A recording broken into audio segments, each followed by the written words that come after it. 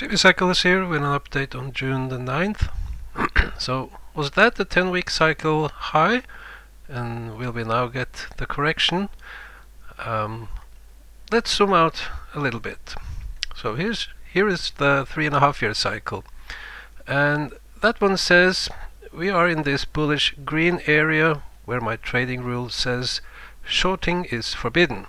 Don't switch over to the dark side and this is overbought, it has to go down. No, you will just get caught and lose money.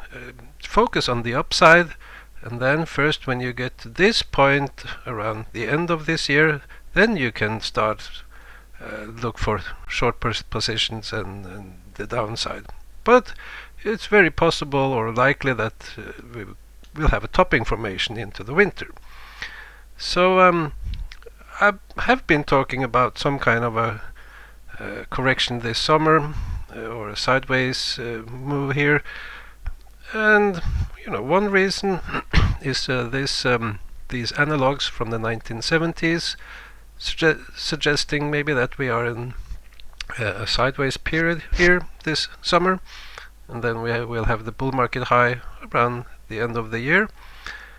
And then also we had this very strong geomagnetic storm earlier in May, and that generates a possible bearish scenario. However, there's a problem here, and these two geomagnetic storms are kind of too close together.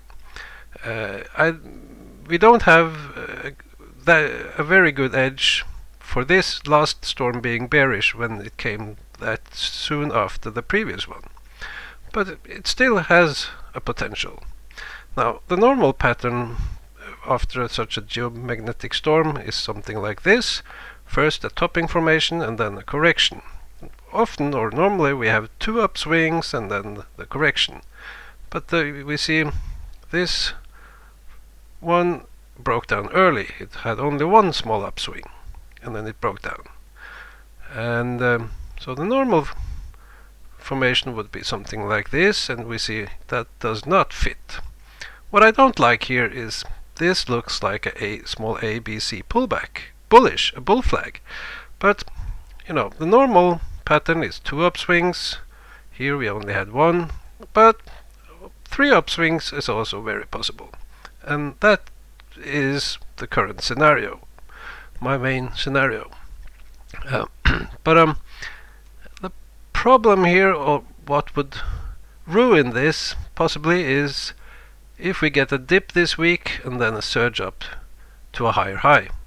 And we have a lot of news coming up this week and a Fed decision, and after the Fed, if we have a squeeze to the upside, I think this bearish setup loses its potential, and maybe we will only have some kind of a sideways consolidation here, because in the bull market, after such a correction, you normally don't expect another correction coming before after 4, 5, 6 months. So normally I would say I would not expect any new correction here that soon after the previous one. So we have to be careful here. Don't get too bearish. There is a potential here, but I don't like. There are several things I don't like about being or chasing this possible correction here. If we look at the VIX wavelet is going up. VIX had a reaction up, but then came down again. But the signal is given, and the S&P is normally lagging. So after this wavelet goes up, normally the top in the S&P comes a bit later. But the question is again, is this 10-week cycle kind of a sideways bearish one, or of a more bullish kind? Which one is it? So I have two scenarios for the S&P given by the VIX. So the first one was generated down here, and if we look at the scenario here, it says, yeah, this should be a top. this red line is we are here.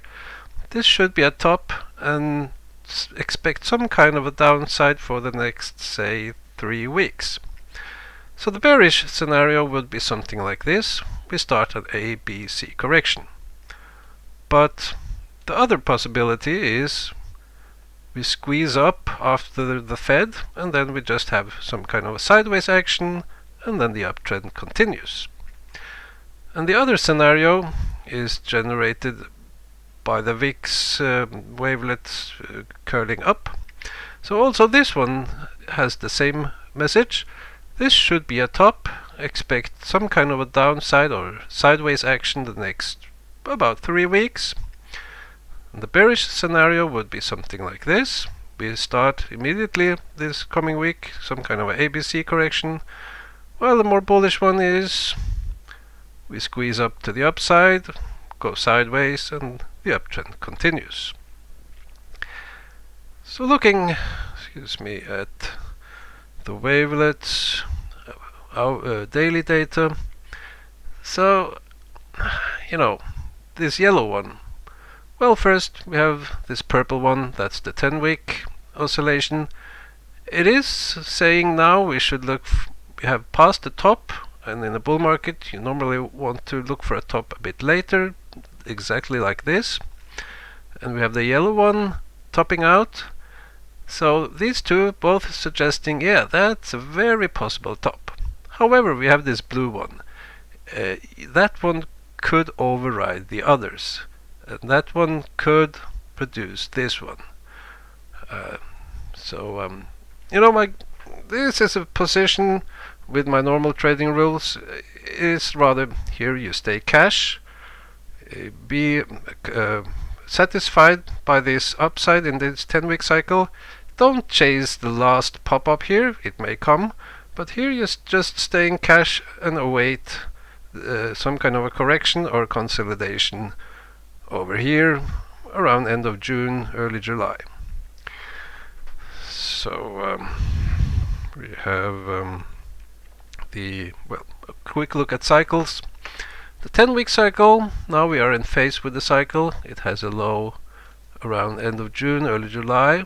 We had a mid-cycle low here, just where we had this pullback, a little small reaction up, and then it goes down.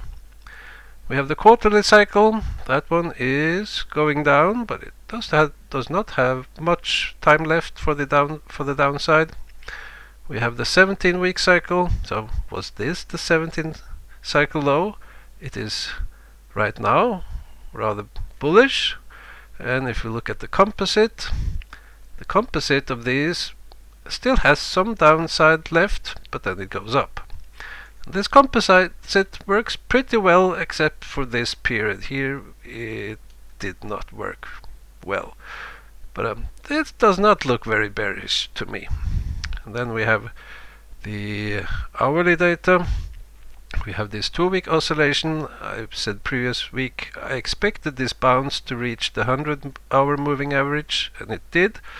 But we don't have a lot of time left for the downside in this 2-week oscillation. It says around Wednesday you want to go long again. So could we possibly crash down here into Wednesday? Well, we don't have to. If we go back almost 1 year, we see how do these 2-week oscillation work.